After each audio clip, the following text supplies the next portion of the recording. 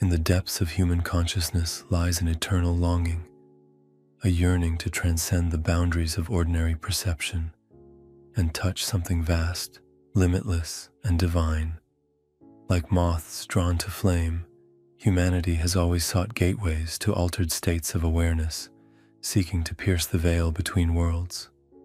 Among these portals, alcohol emerges as perhaps humanity's most profound and paradoxical companion, a substance that simultaneously liberates and binds, elevates and diminishes. Picture ancient temples bathed in twilight, where sacred vessels hold fermented offerings to the gods. Here, in the cradle of civilization, alcohol was not merely a substance, but a bridge between realms. The very etymology reveals this mystical heritage. Al-Kuhul, the body-eating spirit, a term that whispers of alchemy's deepest secrets. In this ancient understanding, alcohol represented something far more nuanced than mere intoxication. It was seen as the very essence of transformation, the spirit that could be captured through the sacred art of distillation. Deep within the laboratories of medieval alchemists, where shadow and light danced on vessel walls, the process of distillation became a metaphor for spiritual elevation.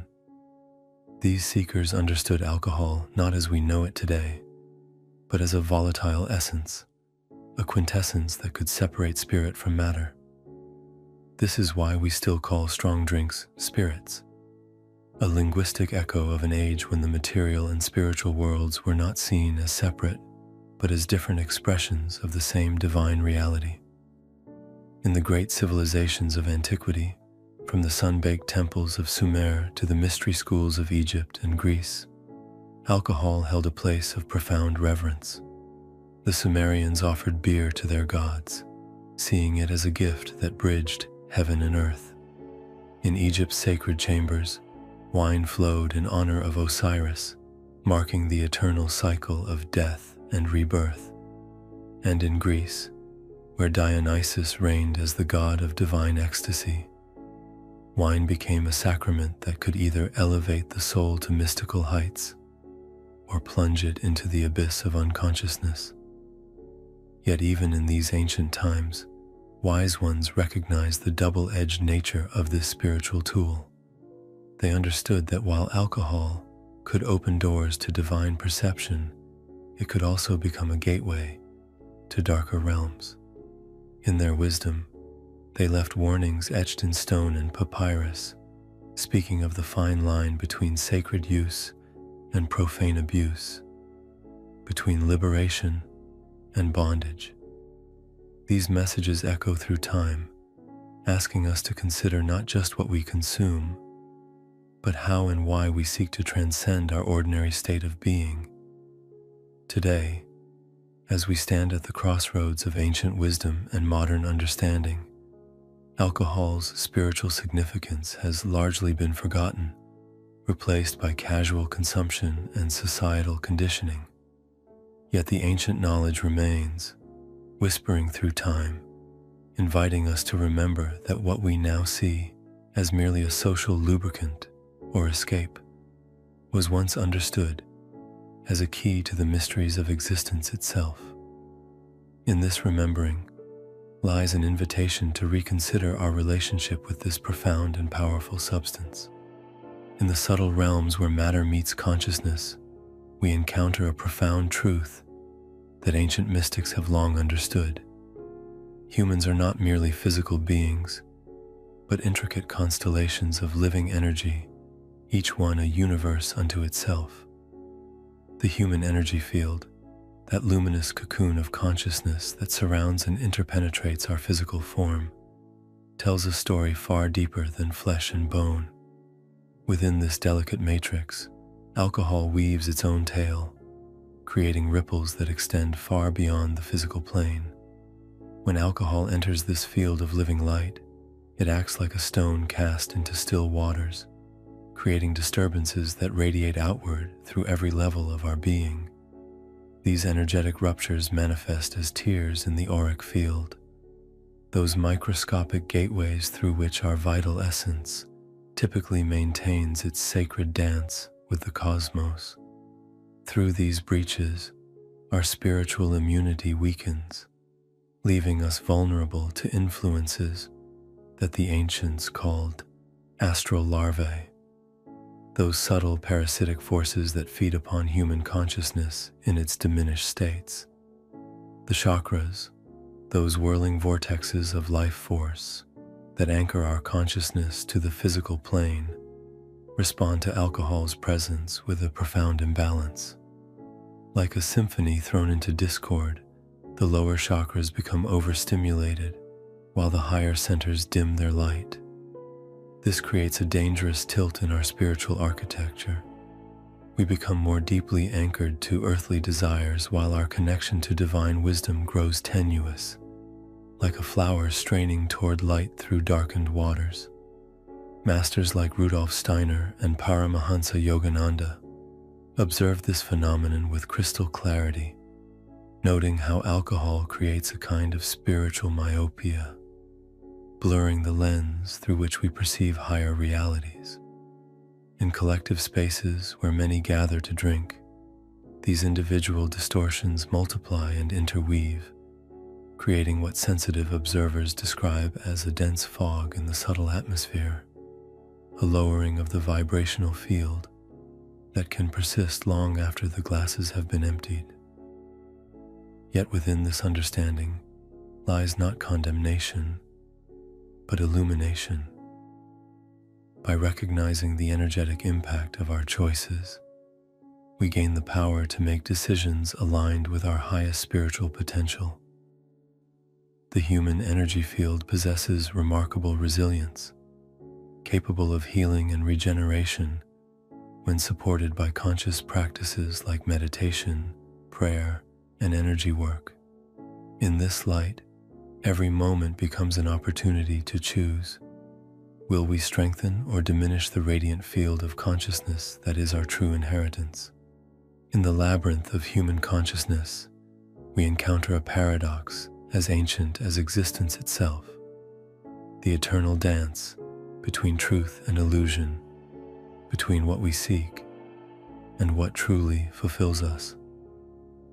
Alcohol emerges as a potent symbol of this dance, offering what appears to be liberation while weaving a subtler form of bondage. Like a mirage in the desert that promises water but delivers only sand, the false freedom of intoxication leads us further from the oasis of our true nature. Here, in this space between desire and fulfillment, we discover the profound mechanism of spiritual thirst, a longing that no earthly substance can truly quench. Deep within the chambers of human experience lies what the ancient Hermetics called the unus mundus, that primordial unity from which all manifestation springs. Our souls remember this unity like a distant song that haunts our dreams, calling us home to wholeness. Yet in our confusion, we often mistake the echo for the source, reaching for external substances to bridge the perceived gap between our current state and that remembered wholeness. Alcohol presents itself as a temporary bridge, promising to carry us across the chasm of separation. But this bridge is built of mist and moonlight, dissolving with the dawn and leaving us stranded further from shore than when we began. The ancient sages understood this mechanism, recognizing how the very act of seeking unity through division, through substances that fragment consciousness, perpetuates the very separation we seek to overcome. In this dance of illusion, we discover a profound truth that echoes through every spiritual tradition, that what we seek through external means already resides within. The Sufis speak of the wine of divine love, that intoxication that needs no cup or vessel, flowing directly from the source of being itself. When we understand this, the grip of false solutions begins to loosen, like shadows dissolving in the light of dawn.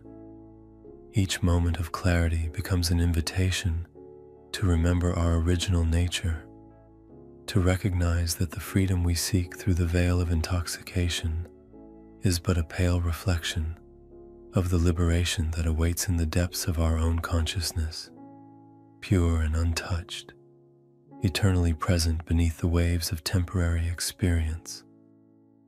Mystical perspectives, wisdom's sacred mirror. In the vast tapestry of spiritual understanding, every thread of wisdom weaves a story about humanity's relationship with altered states of consciousness. The Vedic seers, those ancient pioneers of inner exploration, spoke of alcohol as a force that dims the sattvic light of pure awareness, creating ripples in the still lake of consciousness where truth reflects most clearly. Through their deep, meditative insights, they understood how this substance could cast shadows across the mirror of self-reflection, obscuring the luminous nature of our true being. Within the crystalline depths of Buddhist wisdom, we find the Buddha's compassionate warning about the nature of intoxicants.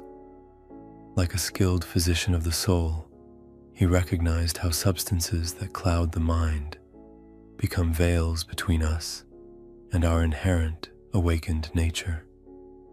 In the Noble Eightfold Path, clarity of mind stands as a gateway to liberation, not a clarity imposed from without, but one that naturally emerges when we cease disturbing the waters of consciousness.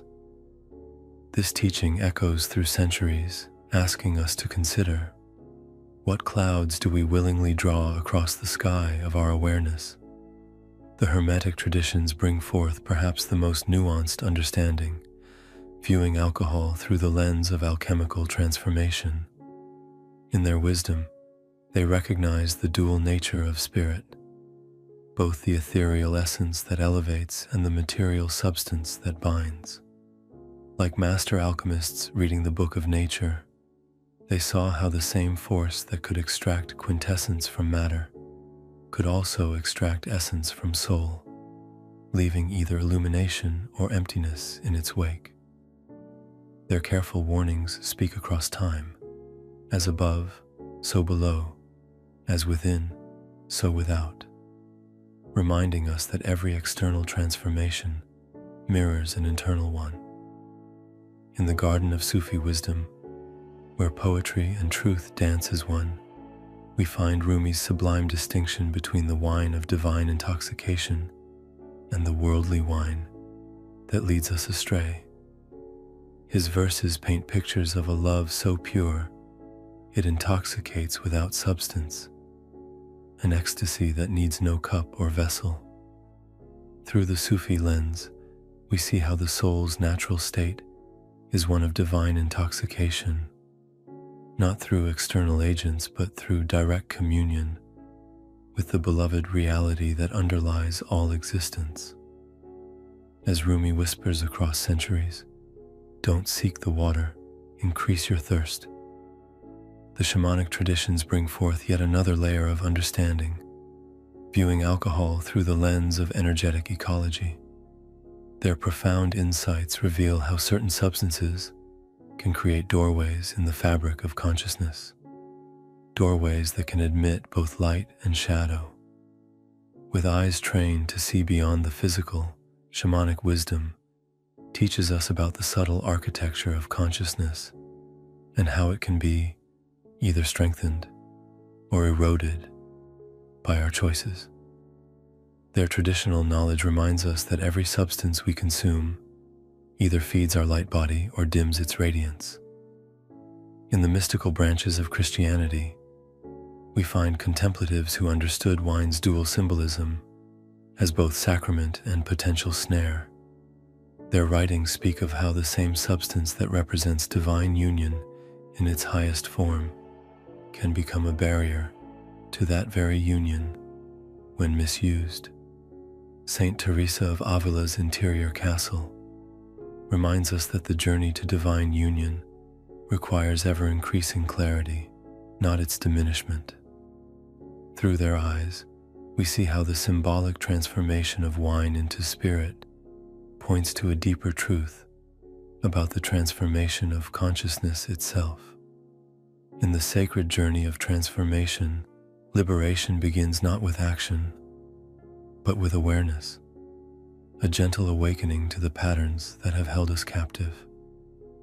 Like dawn breaking over distant mountains, this awareness illuminates the landscape of our consciousness, revealing both the shadows we've danced with and the light that has always been our true nature.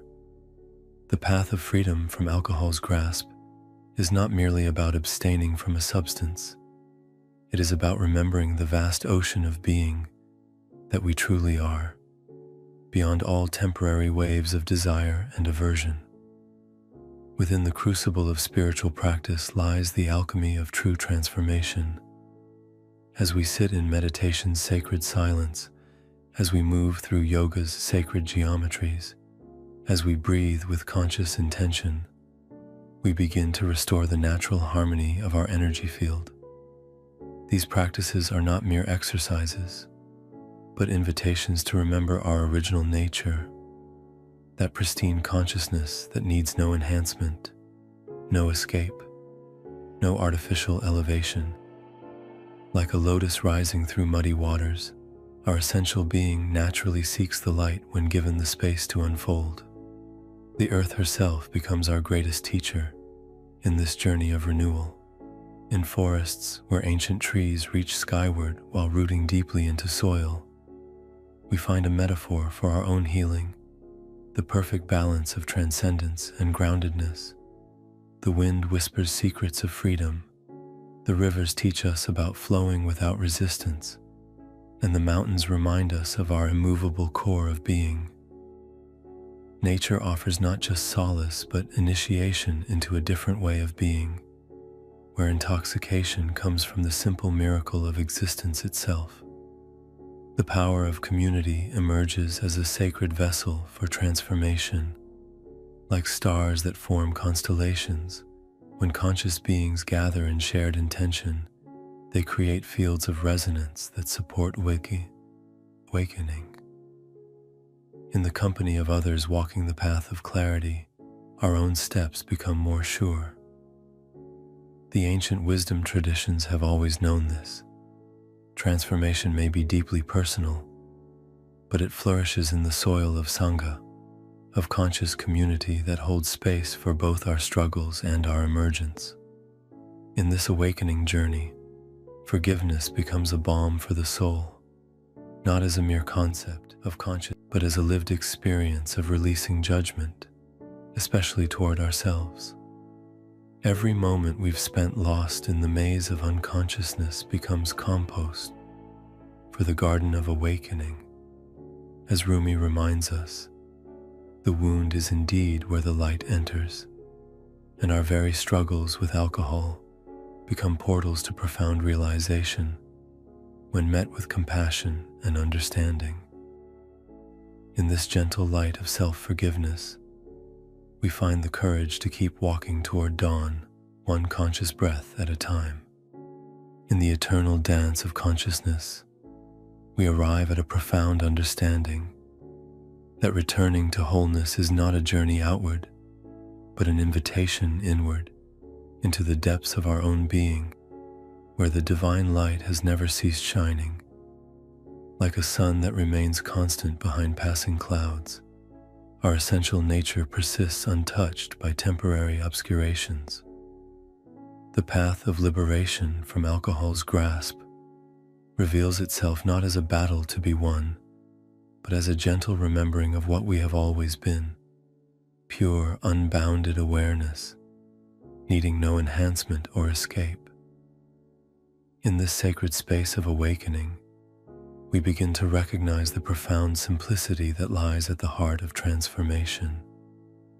Just as spring emerges naturally when winter's grip loosens, our authentic nature blossoms spontaneously when we cease disturbing the waters of consciousness with artificial stimulation. This blooming requires no force, no struggle, only the courage to stand still in our own presence to face the naked truth of our being without reaching for veils of illusion. Here, in this raw authenticity, we discover a joy more intoxicating than any substance could provide, the pure ecstasy of being alive, fully present to the miracle of existence. The journey of liberation reveals an extraordinary paradox, that true freedom comes not from expanding our options for escape, but from discovering the infinite space that exists within our own awareness. Like stars emerging in the darkness of night, clarity reveals itself naturally when we allow our inner sky to clear. This is the profound teaching that every spiritual tradition points toward, that what we seek through external means has always been waiting patiently within, like a treasure buried in the field of our own consciousness. As we stand at this threshold between the old and the new, between unconscious patterns and awakened presence, we recognize that every moment offers a fresh invitation to choose again. Each breath becomes an opportunity to align with our highest truth, each heartbeat a reminder of the rhythm that pulses through all existence. In this recognition, we find not just freedom from alcohol's grasp, but freedom to embrace the full spectrum of human experience with clarity, courage, and compassion. The question is not whether we are capable of this transformation, for we already are what we seek to become, but whether we are ready to lay down our familiar shadows and step fully into our light. In the infinite dance between shadow and light, may you remember that the liberation you seek is not a distant shore, but the very ground beneath your feet, waiting only for your recognition of the divine light that has always burned within your heart.